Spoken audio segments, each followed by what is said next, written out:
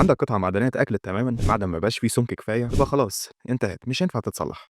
استنى، مين قال لك كده؟ كتير بيسألونا هو ممكن نطلي الهارد كروم على أجزاء متآكلة أو تالفة تمامًا؟ الحقيقة إن طلاء الهارد كروم مش مجرد طلاء بيتحط على السطح وخلاص، إحنا مش بنتكلم على مجرد لمعة أو تجميل خارجي، إحنا بنتكلم عن تحسين بيندمج ويغير في المعدن نفسه. بفضل التكنولوجيا الحديثة بنقدر نضيف طبقات سميكة من الهارد كروم ترجع القطع عمرها من جديد، أيًا كانت مشكلتها، متآكلة، متقشرة أو حتى مشوهة بالكامل. هارد كروم تكنولوجي كله بيرجع جديد من تاني، يعني حتى لو المعدن حصل له تآكل عنيف بنقدر نزود سمكه بدقة عالية ونوصله للحجم الأصلي بالمايكرون، وده معناه إن القطعة مش بس بترجع لشكلها الأصلي، لأ دي بترجع بنفس قوة وصلابة القطعة الأصلية. اللي بيقول لك إن القطعة متآكلة انتهت ولازم تتغير غالبا ما معهوش المعلومة صح أو المعلومة كاملة، لأننا في هارد كروم تكنولوجي عندنا القدرة في معالجة الأجزاء تأليفها بالكامل وإرجاع الحياة مرة تانية بأعلى كفاءة. وبس تفتكر هل في ليميت معين من التآكل بيخلي القطعة غير قابلة للاستعادة؟ شاركونا آرائكم في الكومنتات. ولو أنت في المجال الصناعي بشكل عام لازم تاخد جولة في قناتنا على اليوتيوب هارد كروم تكنولوجي وتشترك معانا في القناة، وصدقني هتستمتع وتستفاد. وأكيد ما تنساش اللايك والشير الجميل عشان ده بيشجعنا في تقديم محتوى قيم ومفيد.